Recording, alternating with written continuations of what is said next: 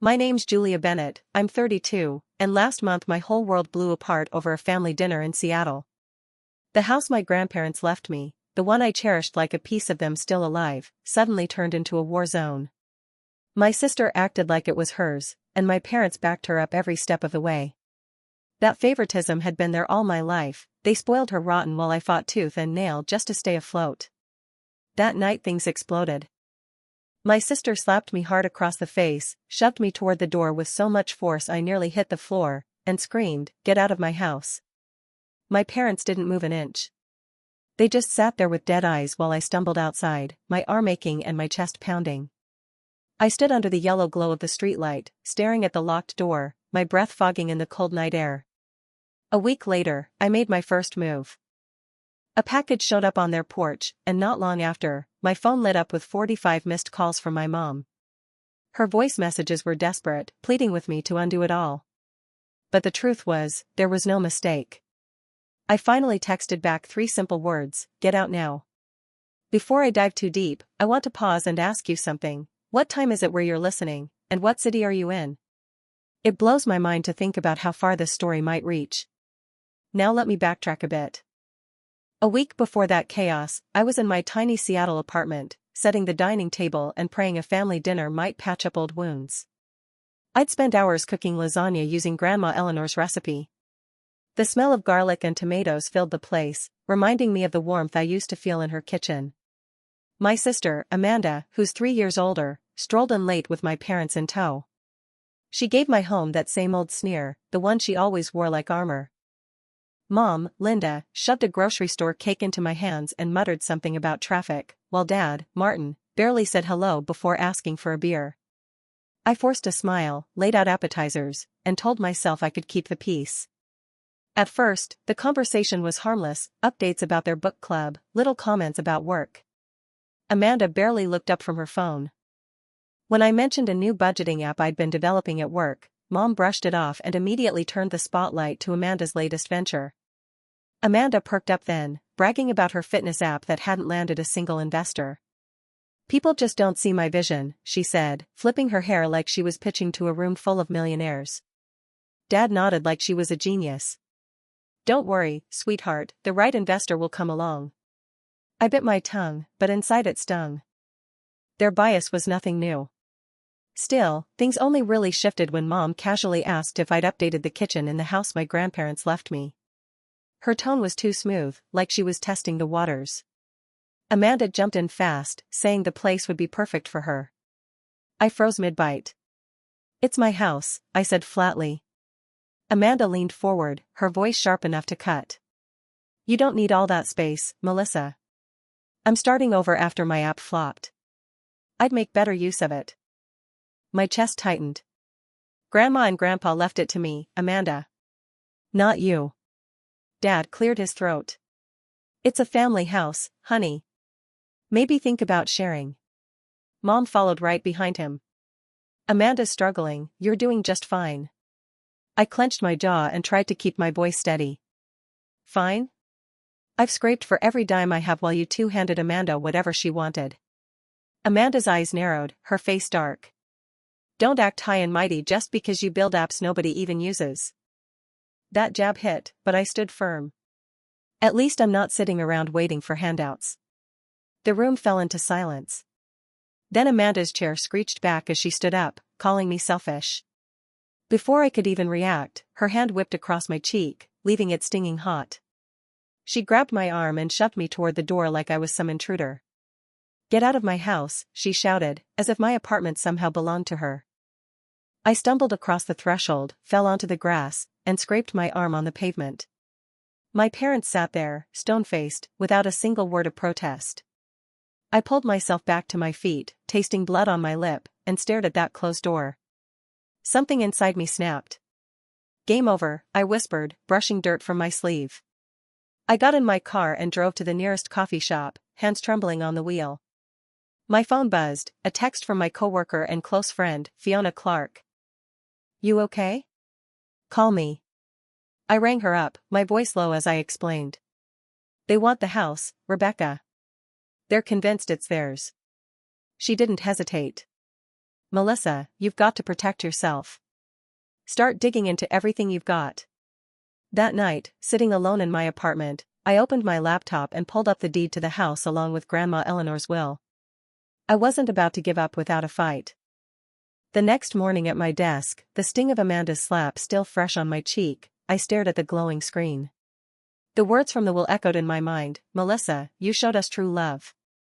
I couldn't let my sister or my parents strip that away. So I opened a browser and started digging into property records for our Seattle neighborhood. That house had been worth around 200 grand when I inherited it 3 years earlier.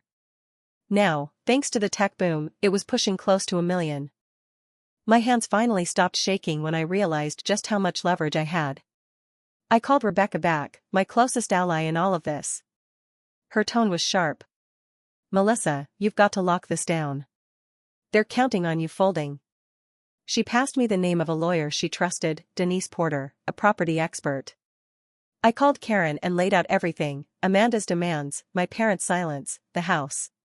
"Send me the will and deed," Karen said briskly. "Washington law is clear on inheritance. Let's see what we're working with." By noon, I had emailed her the documents, my fingers trembling not with fear anymore, but with purpose. Karen called later that day. "Good news," she said. "That will is rock solid, 3 witnesses and even a doctor's note confirming your grandparents were of sound mind. And here's the kicker, your parents and sister are technically squatters. They've been living there without permission." The word squatters hit me hard. Amanda had been camping out in the guest room, calling it her office. Mom and Dad were practically living there too, acting like it belonged to them.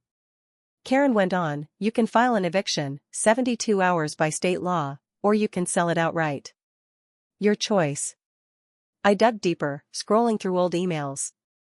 There it was, Mom asking months ago about the wiring because Amanda needed stable internet. Dad texting about how perfect the garage would be for Amanda's equipment. They'd been plotting this all along, assuming I'd just roll over. I heard Grandma's voice in my head, calm and steady, from years back when we sat in her garden fixing her old computer. "You're tougher than they think, Melissa. Don't let their noise drown you out." And Grandpa, nodding beside her as he tweaked a circuit board, "Build your own path, kid." Later that evening, Rebecca met me at a coffee shop near Pike Place Market. "This is your moment," she told me, stirring her latte. "They've already taken too much, your college fund, your peace of mind, your time. Now it's your turn. Demand what's yours." I nodded, feeling steel settle in my chest. Back home, I laid everything out, the will, the deed, the market analysis I'd run through my real estate app. The numbers told the story plain as day. The sale was already locked. I'd signed papers the week before to sell the place to a young couple, the Whitakers, for $850,000. I never told my family about the sale. I knew the second they found out, they'd fight tooth and nail to block it. So I sat down with Karen and we mapped out a plan. We'd mail a package straight to the house, certified copies of Grandma's will, the sale contract, and a formal eviction notice. The Whitakers, a sweet couple with 2 kids, had already fallen in love with the place, the garden Grandma cherished and the smart home system I had coded myself. They'd be moving in the next month. I couldn't help but picture Amanda's smirk vanishing as she tore that package open, Mom panicking, and Dad's usual silence finally cracking. For 3 decades, I'd been the one bending, the one stepping aside. But not anymore. As I sat with those documents spread in front of me, my thoughts wandered back to the years of being overlooked in that same Seattle house. Growing up, Grandma Eleanor and Grandpa Walter had been my safe place. Their creaky porch, their blooming garden, that's where I felt seen, where I felt like I mattered. They'd sit me down in front of their old PC and teach me to code little games, never losing patience. Grandma would smile and say, "You've got a spark, Melissa." And Grandpa would chuckle as he fiddled with a motherboard. "Keep building, kid. One day you'll outshine them all." Meanwhile, Mom and Dad poured every ounce of their energy into Amanda, who was 3 years older. When I was 15, I begged for a laptop so I could attend a coding camp. Mom brushed me off with, "We're tight on funds." A week later, Amanda got a brand new MacBook for her so-called startup ideas. I picked up weekend shifts at a coffee shop and scraped enough money together for a beat-up Dell with sticky keys. At 16, Amanda was gifted a shiny SUV for her birthday, while I lugged my heavy backpack onto city buses every day. Dad would shrug off my report cards, all A's, with, "Amanda has big dreams, Melissa. You're fine." That word, fine, burned itself into me. When I turned 18, I discovered my college fund was gone, funneled into Amanda's first app venture, a social media platform that lasted 4 months before collapsing. "Unexpected expenses," Mom muttered when I asked. So I hustled. I worked 30 hours a week all through college, coding freelance apps at night, still managing a 3.8 GPA in computer science. Amanda, meanwhile, dropped out of 2 different universities, each time cushioned by my parents' excuses and another wad of their cash for her next vision. Whenever I felt crushed by the unfairness of it all, I'd call Grandma Eleanor. "They're blind to your worth," she'd remind me over cups of tea in her kitchen. "But you're stronger than their mistakes." One night, when I was 17, I came to their porch in tears. Mom had canceled my trip to the state science fair so Amanda could attend a coding boot camp. Grandpa placed a soldering iron in my hand and said, "Fix what's broken, Melissa. Start with yourself." Their belief in me carried me through. When they passed away 3 years ago, there will left me the house. Tucked inside was a letter in Grandma's careful handwriting. "Melissa, you gave us love when others only took. This house is yours to protect." Amanda had scoffed during the reading, tossing her hair like it was nothing. "Good luck with that fixer-upper," she said. But I poured myself into the place. I invested my savings, built a custom smart system to run the lights and security, and tended the garden Grandma had loved. Amanda, meanwhile, buried herself deeper in debt chasing her failed fitness app. Mom and Dad never once questioned her, always praising. "Amanda's a risk-taker," they'd say, while I stayed up coding until dawn to meet deadlines. At holiday dinners, I'd overhear them whisper about handing Amanda the house for stability. Stability, as if I hadn't earned every inch of it. The breaking point came 2 years ago, when I found an old photo of me and Grandma in the garden, her arm wrapped around me. Behind it was another note, written in her neat script, "Melissa, you're the one who carries our love forward. Don't let them steal your fire." That note still sits in my desk drawer, and it fueled me as I stared down at the deed. 30 years of being sidelined, belittled, and dismissed had come to this. Amanda's slap wasn't just about that night, it was the final blow in a lifetime of their entitlement. I realized I wasn't just protecting a house. I was fighting for my worth. So back in my apartment, I finalized the plan with Karen. The Whitakers' purchase was locked at $850,000, signed, notarized, airtight. Karen assembled the package, copies of Grandma's will, the sale contract, and the official 72-hour eviction notice under Washington law. "This is going to hit them hard," she said over the phone, her voice calm, steady. "They've been squatting illegally, Melissa. You're completely within your rights." I nodded, already imagining Amanda's smug grin fading. I handed the overnight package to the courier with steady hands. The next morning, I left Seattle for a work conference in Portland. I needed some space. My phone stayed on silent, but I knew the storm was already brewing. Rebecca texted me, "Package delivered. Brace yourself." By that evening, my voicemail was overflowing. Mom's first message was frantic, "Melissa, what's this about a sale? Call me right now." Amanda's was dripping with venom, "You're not getting away with this." And Dad left just one curt line, "We need to talk." I ignored every one of them. Instead, I focused on my conference keynote, a pitch for my budgeting app. For once, I chose my own work over their endless chaos, and it felt like rebellion. 2 days later, Karen called with an update. "They opened the package," she said. "Your mother's been ringing my office nonstop, claiming it's all a mistake." "And Amanda?" "She's already hired a lawyer. Some guy named Victor Malone." I smirked, because I knew the will was bulletproof, 3 witnesses, a doctor's note, and well past Washington's 3-year statute of limitations for contests. "Let them try," I told Karen. "What's the next step?" She explained the eviction process. The Whitakers would take possession in 3 weeks, and if my family refused to leave, the sheriff would enforce it. "They're panicking," she added. "Amanda's ranting about her rights to the house." I pictured the scene inside that living room. Amanda pacing, tearing into the package, seeing the contract with my signature. Mom clutching the will with shaking hands, realizing Eleanor had left it all to me. And Dad, silent as usual, staring down the eviction notice. They'd counted on me folding, like I always had, my college fund, my time, my dignity. But I'd learned from Eleanor's quiet strength. She'd once squeezed my hand as we debugged a piece of code and said, "You don't owe them anything." That afternoon, Amanda's lawyer called me. His voice was slick, practiced. "My client believes there's been a misunderstanding," Paul began. "The house is a family asset." I cut him off. "The will says it's mine. Check the records." He tried to stall, muttering about a possible contest. "You're 3 years too late," I said flatly. "The sale's binding. Tell Amanda to start packing."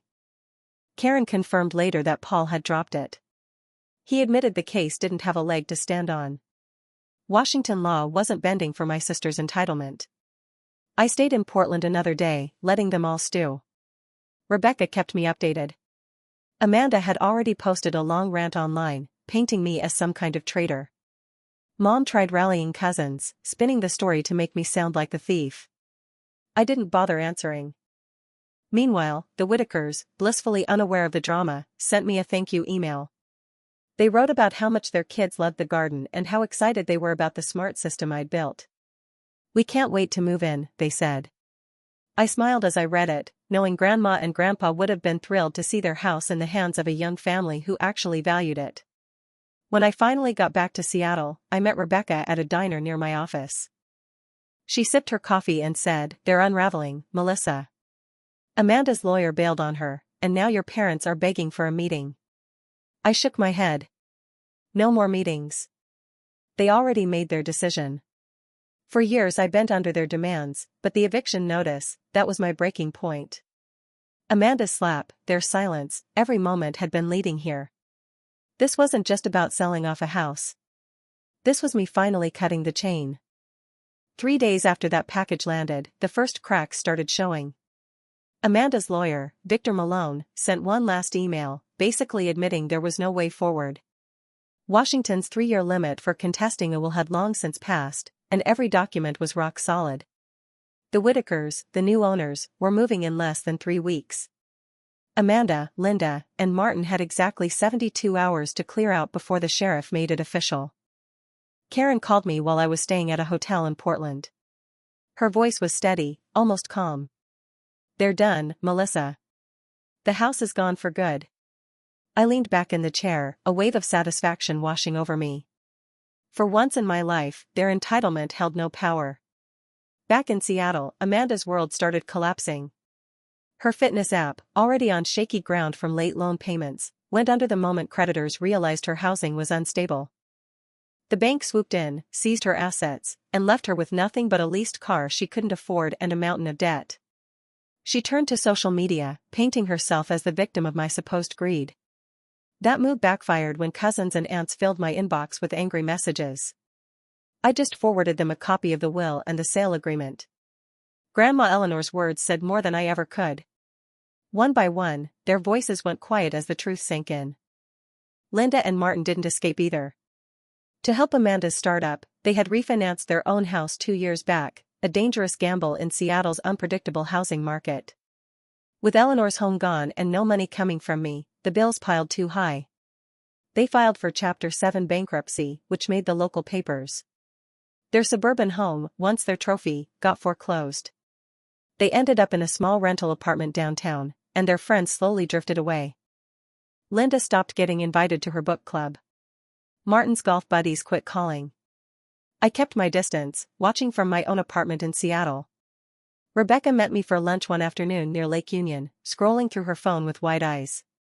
"Amanda's saying she's living in a motel," she told me, shaking her head. "And your parents' foreclosure is all over the neighborhood forum." I just sipped my coffee. No guilt. For 32 years, they had drained me, my college money, my chances, my peace of mind. Now their own choices had cornered them. Grandma Eleanor's voice came back to me, from the night we wired up a light sensor for her garden. "Actions have consequences, Melissa," she'd said, her hand steady on the circuit board. "Yours and theirs." Amanda did try calling once, her voice cracking through a voicemail. "You've ruined me, Melissa. Where am I supposed to go?" I let it sit unanswered. The day she raised her hand against me, the day she demanded what wasn't hers, that's when she chose her road. Linda sent a string of texts begging for a sit-down to fix things. I blocked her. Martin left a message, his voice flat, almost lifeless. "You've gone too far." I hit delete before it finished playing. Their guilt trips meant nothing now. It was just the last scraps of control slipping away. The local paper ran a short piece about the sale. My name wasn't mentioned, just a note about a family dispute. Neighbors who had seen me tending Eleanor's roses over the years sent kind emails. One read, "Your grandparents would be proud." The Whitakers even sent me photos, kids running through the yard, the garden blooming again. I smiled, knowing the place was alive with new memories, exactly the way Eleanor and Walter wanted. Rebecca and I raised our glasses of iced tea at the cafe. "You flipped the whole script," she said with a grin. "They thought they'd crush you." I nodded, feeling lighter than I had in years. The dominoes had toppled, not because I shoved them, but because they stacked their lives like a house of cards. Amanda's slap. Their silence. Their endless greed. It had all led to this. I wasn't enjoying their misery, but I wasn't carrying it anymore either. For the first time, I felt free. 2 months later, I was standing inside my own bungalow in Seattle. Sunlight poured through the windows. The place was half the size of Eleanor's house, tucked in a neighborhood on the rise, but it felt perfect. I painted the walls a calm gray, hung a photo of Eleanor and Walter in their garden, and planted rose cuttings from their old yard. With the $850,000 from the sale, I chased my dream, an education app for teaching kids to code. Rebecca partnered with me, and we launched last month. Downloads were climbing fast. My life felt like it had finally reset. I cut ties with my family completely. Chloe Bennett, my sister, spiraled even further. With the bank seizing her assets, she couldn't cover her leased car or the motel bill. Last I heard, she was working part-time in a coffee shop, crammed into a shared apartment with strangers. Her social media went silent. Seattle's brutal job market had no sympathy for her lack of real skills. Linda and Martin, my parents, fell even harder. Bankruptcy stripped them of their house, and they landed in a cramped rental on the city's edge. Their status collapsed. Linda lost her book club. Martin's old colleagues avoided him. A local blog even ran a piece linking their foreclosure to poor family choices. They became outcasts in their own circle. I didn't celebrate, but I didn't mourn either. They had chosen Amanda over me, drained me dry, and demanded my inheritance. This was the result of their own hands. Eleanor's wisdom still guided me. "Your worth isn't their approval," she'd said, teaching me to debug code under her porch light. And Walter's rough voice echoed in my head, "Stand tall, kid," every time I pushed forward on my app. Their love, not my family's, was the foundation I built on. I blocked Linda's last text, another plea to talk. Amanda's final voicemail accusing me of betrayal went straight to the trash. Martin hadn't tried since the eviction notice hit. Meanwhile, my app kept growing. A Seattle tech conference even invited me to speak. I found myself on stage next to developers I'd admired for years. Rebecca cheered from the front row, her grin proud as I demoed our features. "You're killing it," she told me later over drinks. Eleanor would be proud. I thought of the nights Eleanor and I sat coding together, her voice calm and steady.